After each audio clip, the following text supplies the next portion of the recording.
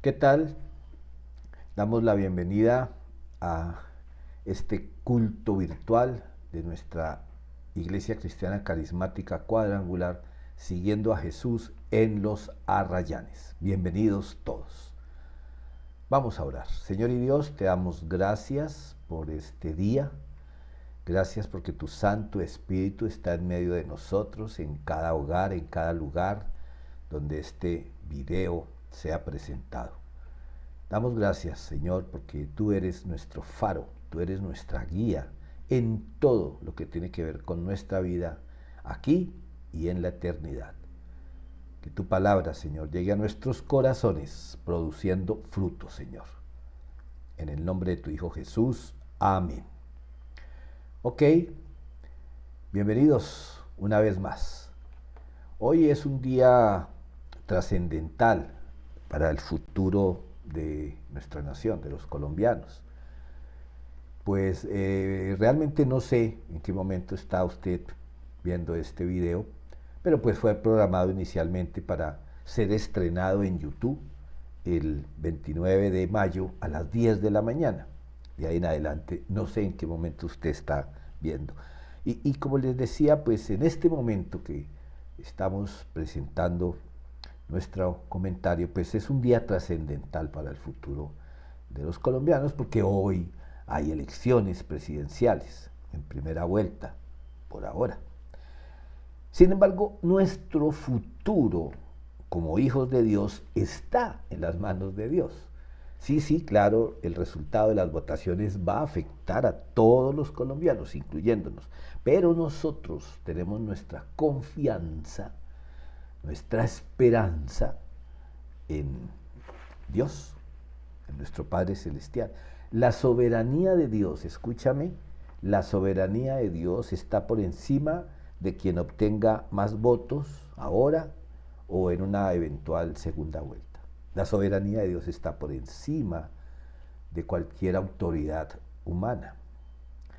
¿Qué dice la palabra de Dios en cuanto a nuestra relación con las autoridades gubernamentales, las autoridades judiciales, las autoridades legislativas en general, que son las que rigen en nuestro país? Pues bien, vamos a la palabra de Dios entonces.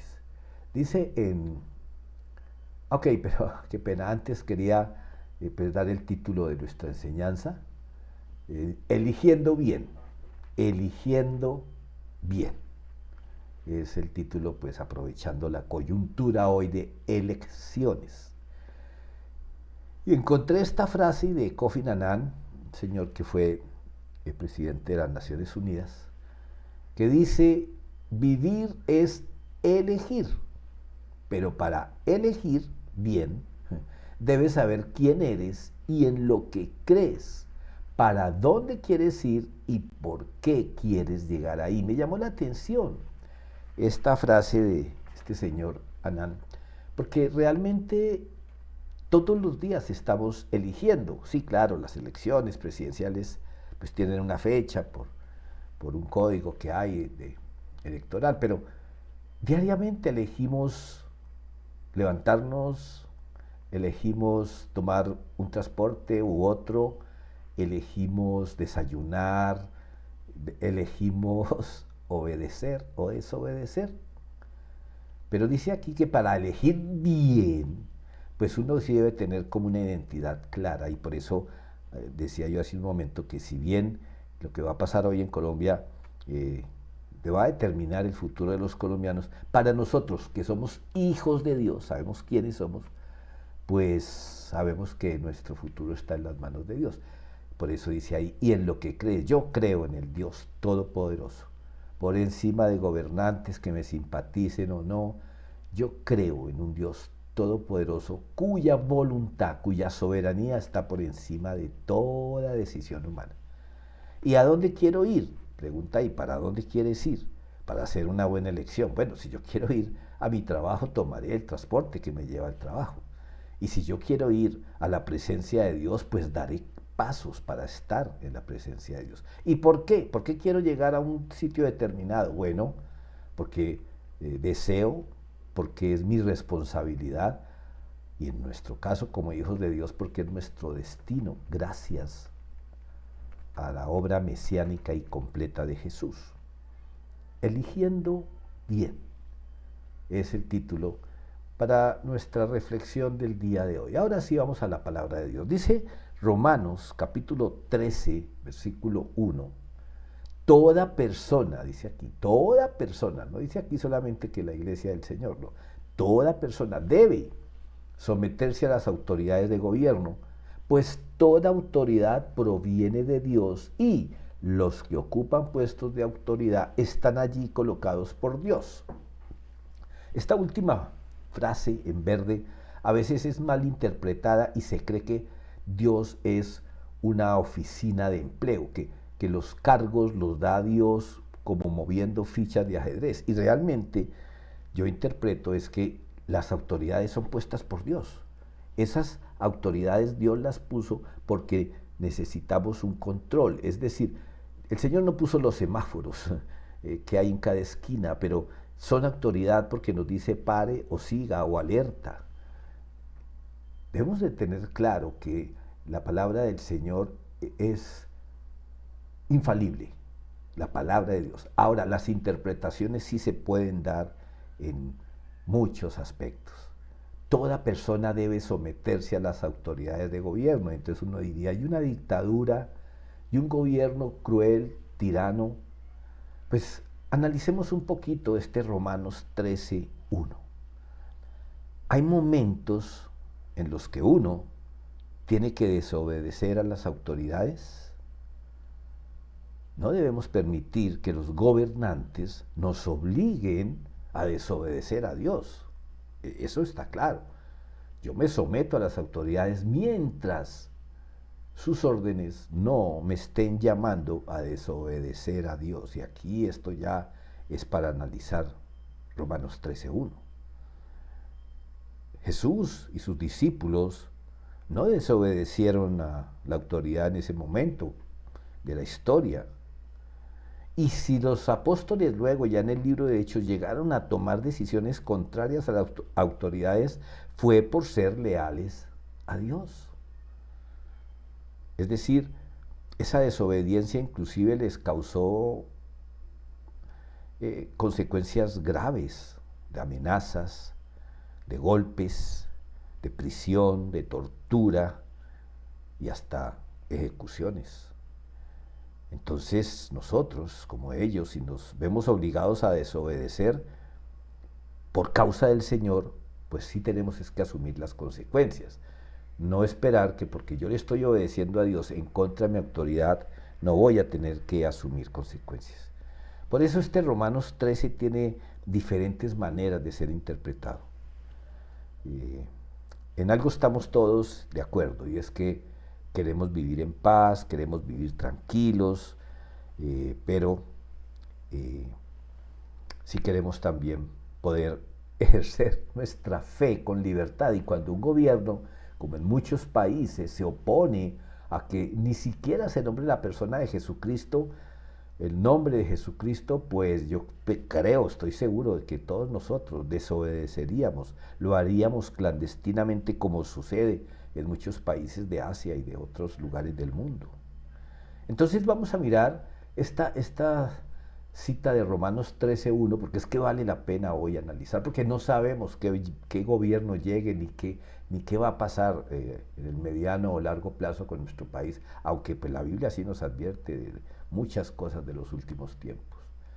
Es importante que nosotros estemos dispuestos. Mire, los médicos, hay médicos que en países, porque aquí todavía no están obligando, pero ya han habido casos, que por principios, por su fe, se niegan a practicar abortos en embarazos ya avanzados, son demandados por negarse a cumplir con su profesión, pero lo hacen por principios morales o espirituales.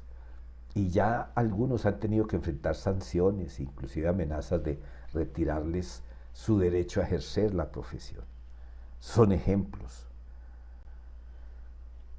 Por muchos años han habido interpretaciones de Romanos 13:1 y aquí pues yo quiero nombrar algunas solo para que usted, pues si creen que algunas se identifica con su manera de pensar, pues es que vale la pena estar como preparados para ejercer nuestra fe en momentos difíciles. Lo primero que dicen algunos cristianos es que el Estado es demasiado corrupto. Pues las noticias en nuestro país pues confirmarían eso, ¿no? No podemos generalizar que todos los gobernantes en todos los estamentos son corruptos, pero tristemente a veces las noticias pareciera afirmarlo, confirmarlo. Entonces, muchos cristianos creen, yo no quiero tener nada que ver con el gobierno. Y aunque ejercen, digamos, sus derechos y deberes como ciudadanos, pues lo hacen sin comprometer su fe.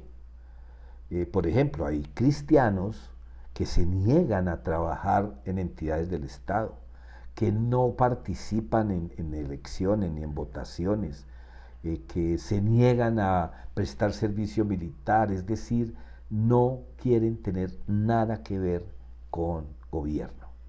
Otros creen que Dios ha dado pues al Estado sí una autoridad en ciertos asuntos, pero que sobre la fe y la iglesia no pueden ordenar nada que contradiga la palabra de Dios. Los cristianos pueden ser leales a la nación, pueden trabajar para cualquier entidad privada o pública, sin embargo, tienen muy claro que una cosa es el Estado, otra cosa es la entidad privada y otra cosa es la iglesia. Es decir, que iglesia y Estado o iglesia y negocios tienen intereses totalmente diferentes, que no se comparten nada. Lo espiritual va por un lado y lo físico por otro. Que sí pueden haber momentos en que se complementan, pero no tienen el mismo fin, el mismo norte, y esa es otra manera de interpretar esto de someterse a las autoridades. Y hay un tercer punto de vista que dice que los cristianos tenemos la responsabilidad de lograr que el Estado mejore, es decir, que si hay corrupción vaya aminorándose, vaya diezmándose, o que ojalá, que oramos, desaparezca. Y entonces incursionan algunos también en el ejercicio de la política, de alcanzar cargos de influencia, y lo pueden hacer pues desde lo político, lanzándose, y aquí es donde pues personalmente creemos que hombres cristianos sí, claro, deben aspirar a cargos de influencia, pero no a nombre de la iglesia, no del partido de Jesús, porque no es cierto.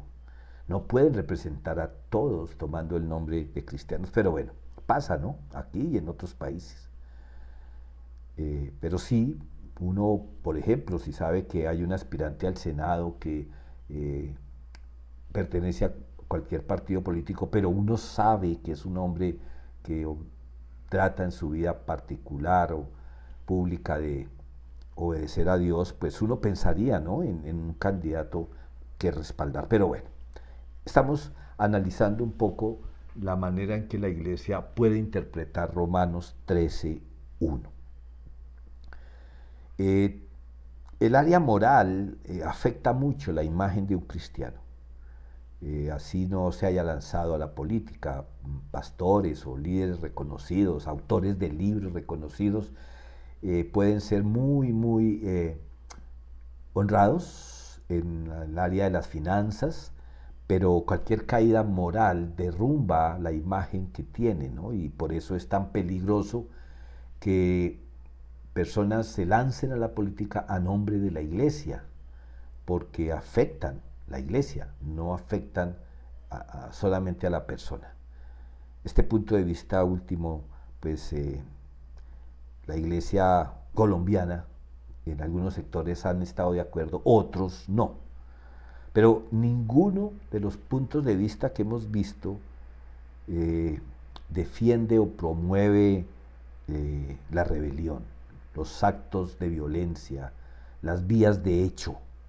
Realmente un cristiano, y no quiero ser juez, pero un cristiano que quiere imitar a Cristo, que quiere hacer la voluntad de Dios, pues uno no lee que Jesús haya promovido un levantamiento, por ejemplo, contra el Imperio de Roma, pero bueno, no quiero incursionar en discusiones ni a fomentar polémicas, simplemente es la oportunidad que tengo de expresar mi pensamiento muy personal.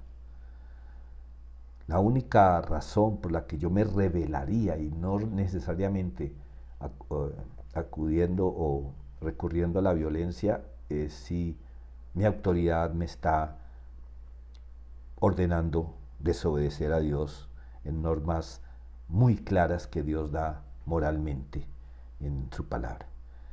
De todos modos, donde quiera que estemos, debemos actuar como ciudadanos de bien y como cristianos responsables. Y cuando digo responsables, no solamente cumplir cabalmente, sino estar dispuestos a asumir las consecuencias. Y entonces, aunque esto es una prédica, pues sí estamos mirando la palabra de Dios, vamos a hablar de un término, democracia. La democracia, este es un término para identificar una forma de gobierno en la que en la teoría se puede ejercer el poder político y por el pueblo y para el pueblo. Eso es lo que uno lee en la mayoría de significados. Y esto es bueno, es deseable. O sea, cuando uno lee los principios democráticos, pues uno dice, wow, esto sí, por aquí debe ser. Pero, ¿saben? Dios no es demócrata. Y esto suena fuerte. ¿Por qué? Porque Dios no nos da las cosas, las bendiciones por votación. No nos da a cada uno lo mejor porque tenemos más votos de algún sector hacia nosotros. No, el Señor nos bendice porque Él tiene pensamientos de bien para nosotros. El Señor no nos puso a elegir qué padres tener, ni si naciéramos en Bogotá o en Pakistán. No me puso un mosaico de colores para que yo votara o que otros lo hicieran. Es decir, en el ejercicio de la voluntad de Dios no hay democracia como tal. Jesús no puso su nombre a consideración para ser elegido el Mesías. Jesús eligió hacer la voluntad de su Padre, pero no entró en una contienda de mayorías o minorías dando un nombre. Miren, esa fue una de las tentaciones que Satanás usó contra el Señor, inclusive usando palabra. En Mateo 4, 8 y 9, leemos: luego el diablo lo llevó a la cima de una montaña muy alta y le mostró todos los reinos del mundo y la gloria que hay en ellos. Te daré todo esto, dijo, si te arrodillas y me adoras. Porque es que ahí Satanás está tentando a Jesús hombre. Y es que para cualquier hombre, escúchenme, común y corriente, tener al frente la oportunidad del poder y la gloria, pues es una tentación muy grande a la cual muchos han cedido. Y tal vez no literalmente hayan vendido su alma al diablo, pero están dispuestos a hacer lo que sea, incluyendo cosas en contra de la voluntad de Dios. El poder, la gloria, el reconocimiento es algo muy tentador. Ha dañado el corazón de grandes hombres de Jesús. Una vez ocupan cargos donde reciben honores, preferencias, invitaciones, de pronto unos excelentes ingresos, como los recibe cualquier ser humano, hombre o mujer, que recibe un cargo de mucho nombre. Esta fue una tentación muy grande para el Señor. Si Jesús hubiese cedido a la tentación que también pues está en Mateo 4, que se lanzara desde lo más alto del templo y que sería rescatado por ángeles, pues eso hubiera disparado la popularidad del Señor en Jerusalén en Judea, en Samaria y hasta lo último de la tierra. Si el Señor estuviese buscando ser el más famoso de esos tiempos, se hubiese lanzado. Pero Jesús sabía muy bien que ese no era el camino para la gloria que le esperaba. Era todo lo contrario. Obedeciendo a Dios, recibir humillación, desconocimiento, agresiones. Por otro lado, hablando de que Dios no es demócrata, pues el Señor no hizo votaciones para elegir a sus apóstoles. Ellos no fueron el resultado de encuestas o de que el pueblo de Jerusalén o de Nazaret, Capernaum, dijeran quién debería estar allí y los 12 con más votos quedaron, no. Inclusive los apóstoles tampoco recurrieron a elecciones para escoger quién ocupara el vacío que había dejado Judas. Pues sí, lo echaron a suertes porque era una cuestión de cultura, pero repito, no vemos democracia en la Biblia como la vemos hoy. En el Antiguo Testamento vemos desde la creación pues una sujeción a Dios que desafortunadamente se rompió con una rebelión a la autoridad suprema. Luego vemos los patriarcas en el Antiguo Testamento que se sujetaban a su autoridad divina, sí y a veces no. Vino luego pues avanzando la esclavitud para el pueblo de Israel. Luego el éxodo bajo la autoridad de un líder que también fue cuestionado, que no fue escogido por el pueblo, fue escogido por Dios. Y tuvo muchísima oposición dentro del pueblo que liberó, que Dios le envió a liberar. Llegaron a la tierra prometida y con la desaparición de Josué empezó esa montaña rusa de anarquía, de volver a Dios y volver a la anarquía. Después se establecieron porque pidieron, desconociendo la autoridad de Dios, un rey, un ser humano.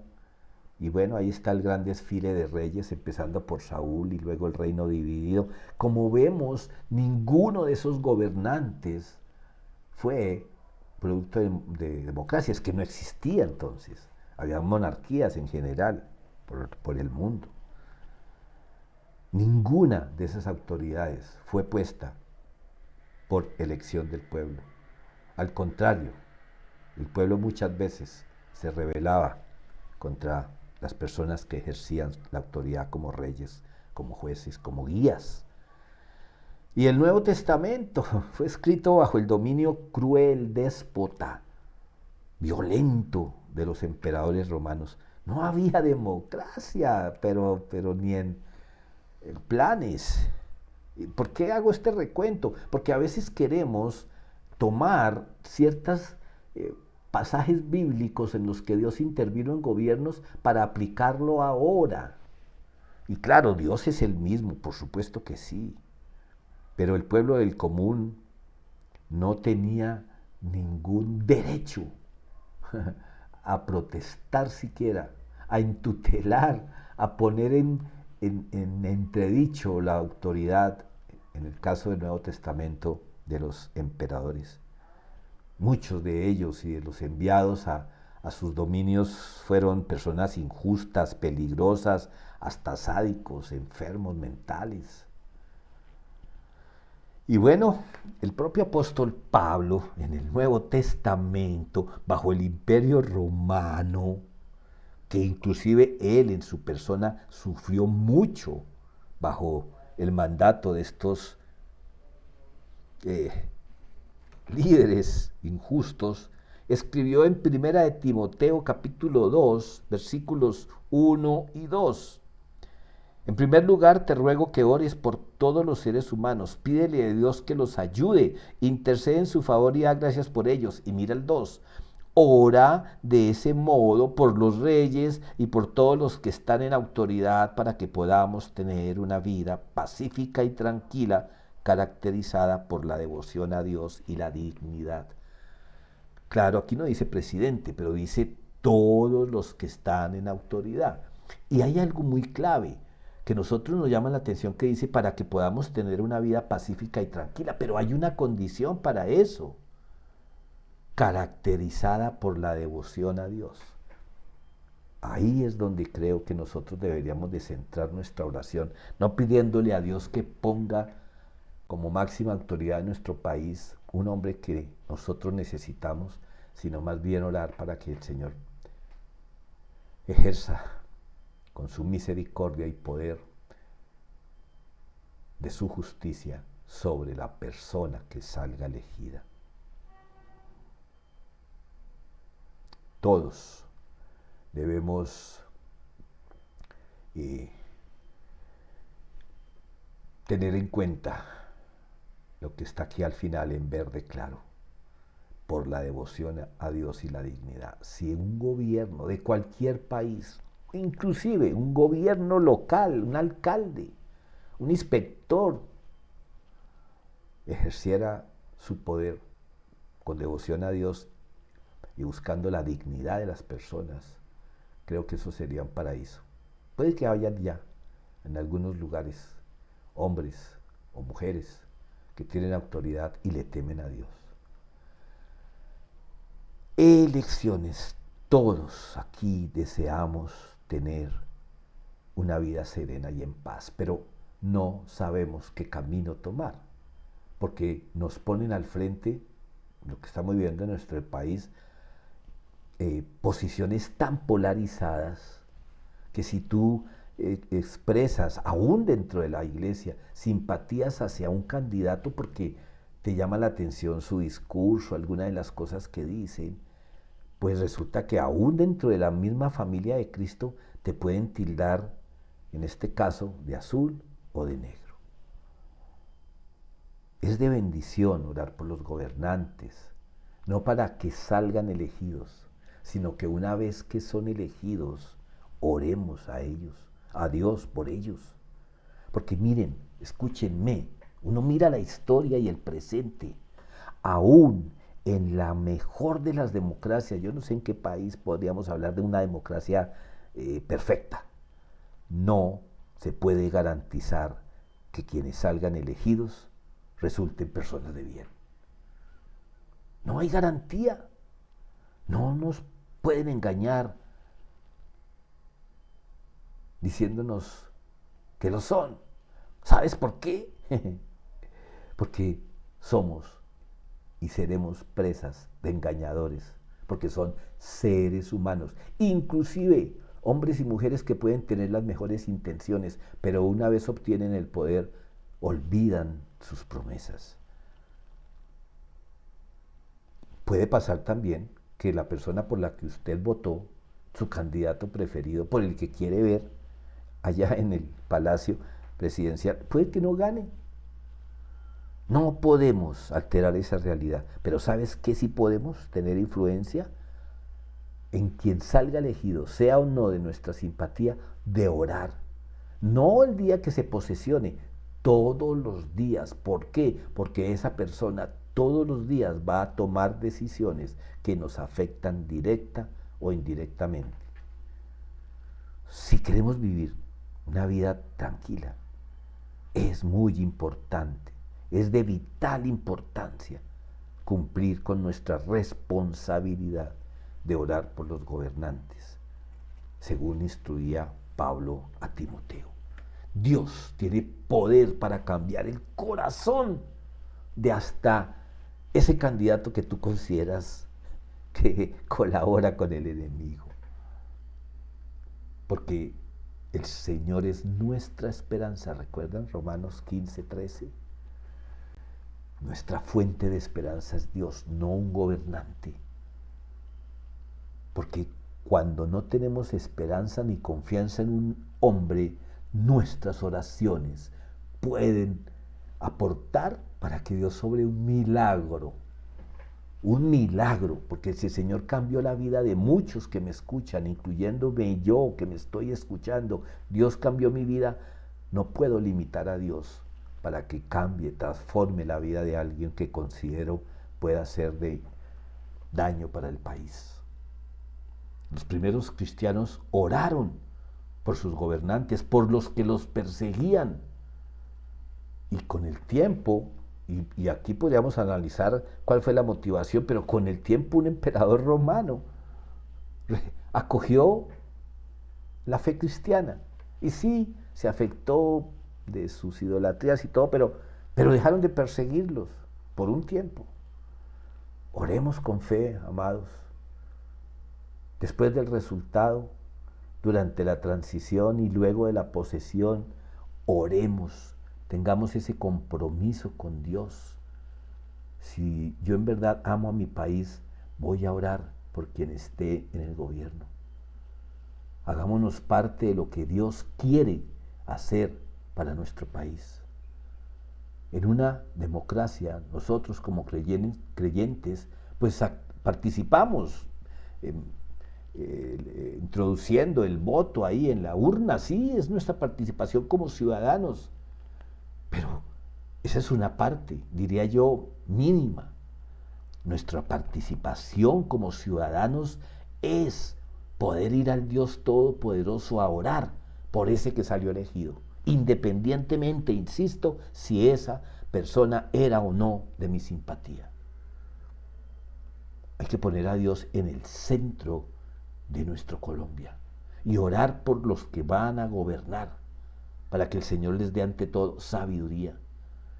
Y saben, para que conozcan a Jesús y lo elijan como Salvador. Que reconozcan a Jesús. Si un gobernante tiene a Cristo en su corazón, hemos ganado la batalla. La oración por los gobernantes, realmente, parodiando el discurso de nuestros candidatos que van arriba en las encuestas, esa oración sí va a hacer un cambio. Esa oración sí va a hacer un cambio por el gobernante, por quienes lo asesoran y por el país. ¿Sabes? Dios sí nos llama a elegir, pero Dios nos llama a elegir de otra manera y con otro enfoque. Deuteronomio 30, 15 al 20. Ahora escucha, en este día, dice el versículo 15, te doy a elegir entre la vida y la muerte, entre la prosperidad y la calamidad. Pues hoy te ordeno que ames al Señor tu Dios y cumpla sus mandatos, decretos y ordenanzas, andando en sus caminos. Si lo haces, vivirás y te multiplicarás. Y el Señor tu Dios te bendecirá a ti y también a la tierra donde estás a punto de entrar y que vas a poseer. Sin embargo, si tu corazón se aparta y te niegas a escuchar, y si te dejas llevar a servir y rendir culto a otros dioses, entonces te advierto desde ya que sin duda serás destruido. No tendrás una buena y larga vida en la tierra que ocuparás al cruzar el Jordán. Yo te lo diría después del próximo 7 de agosto. Y ahí sí está el versículo 19 que estás viendo.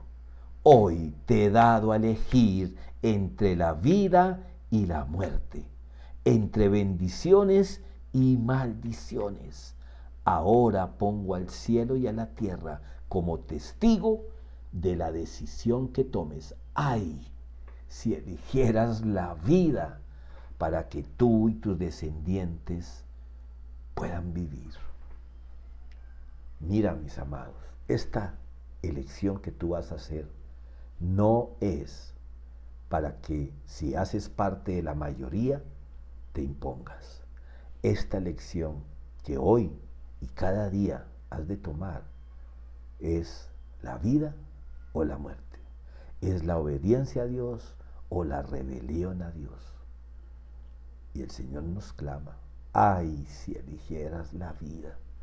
El deseo del Señor es que elijamos bien, pero no en unas elecciones presidenciales, en el día a día.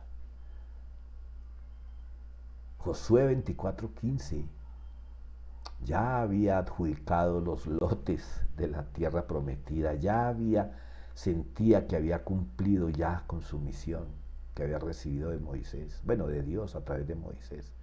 Pero llegó un momento en que también confrontó al pueblo y les dio a elegir. Josué 24:15.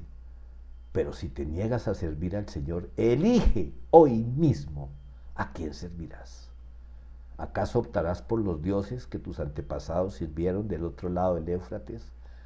¿O preferirás a los dioses de los amorreos en cuya tierra ahora vives? Pero en cuanto a mí y a mi familia, ellos ya eligieron, nosotros serviremos al Señor. Y aquí, cuando habla de servir, es obedecer. Cuando yo desobedezco a Dios, estoy tomando una elección. Estoy obedeciendo o a mi propia carne, a mi propio ser, o al otro que quiere ejercer poder sobre mí. Esto es importante. Esta sí es la elección que cambia vida, la tuya y la mía. El Salmo 119, 1 al 7, dice, Salmo 119, 1 al 7, felices son los íntegros, los que siguen las enseñanzas del Señor. Felices, porque estamos hablando que queremos felicidad y paz. Felices son los que obedecen sus leyes y lo buscan con todo el corazón. No negocian con el mal y andan solo en los caminos del Señor. ¿Qué tal si oramos con el Salmo 119, versículos 1 al 7, que te invito a que los acabes de leer hasta el versículo 7? ¿Qué tal si oramos así por el próximo presidente de nuestro país? Jesús no ejerció la democracia.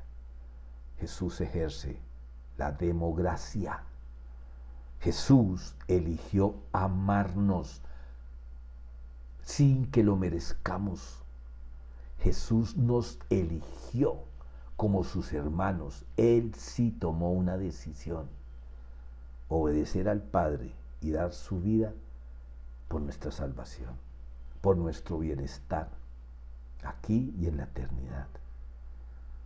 En Juan capítulo 15, versículo 16, dice: ustedes no me eligieron a mí, yo los elegí a ustedes. Les encargué que vayan y produzcan frutos duraderos. Así el Padre les dará todo lo que pidan en mi nombre. Y esos frutos no los tomemos que solamente habla de que más personas conozcan a Jesús. No, frutos duraderos es que nuestra vida, nuestro ser, produzca, guiados por el Espíritu, amor, paz, paciencia, gozo, benignidad y todas las manifestaciones del amor del Señor.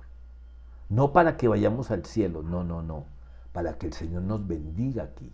Por eso dice, así el Padre les dará todo lo que pidan en mi nombre, porque nuestro destino eterno en el cielo, en el reino de Dios, ya lo ganamos por la democracia que ejerció el Señor.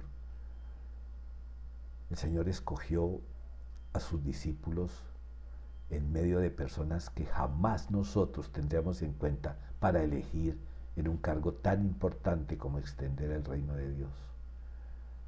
El Señor ejerce la democracia que se inspira en el amor por el otro. En Primera de Pedro capítulo 2 versículo 9 leemos, pero ustedes no son así. Bueno, realmente cuando dicen no son así es como.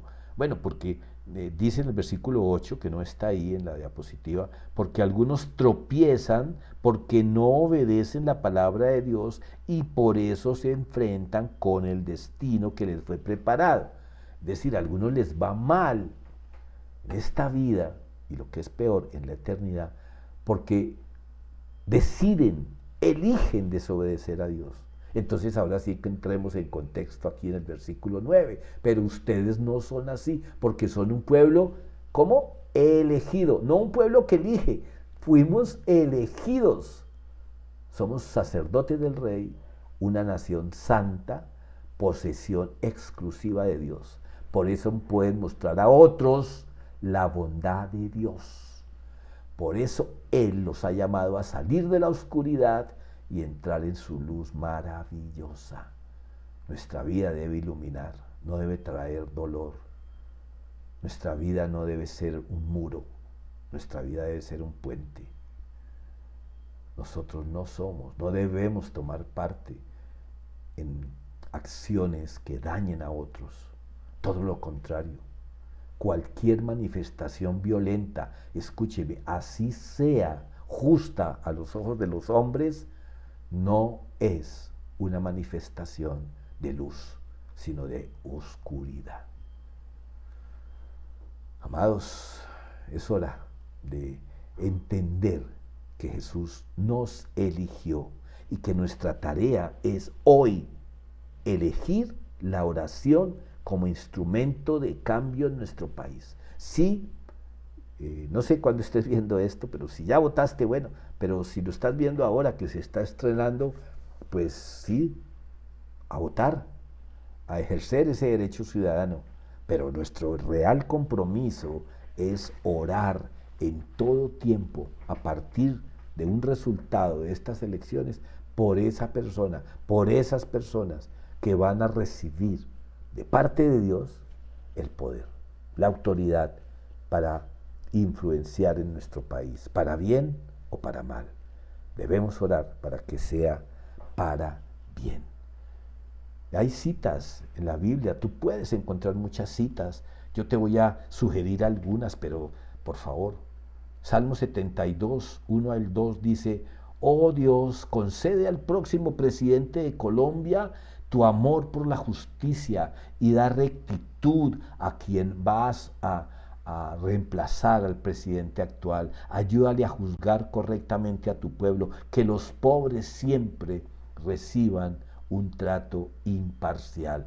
Yo lo personalicé en nuestro país. Por supuesto que el Salmo no dice tal cual lo acabo de expresar, pero me inspira el Salmo 72, versículos 1 y 2 para orar. El Proverbio 21:1. El corazón del próximo presidente de Colombia es como un arroyo dirigido por el Señor, quien lo guía por donde Él quiere.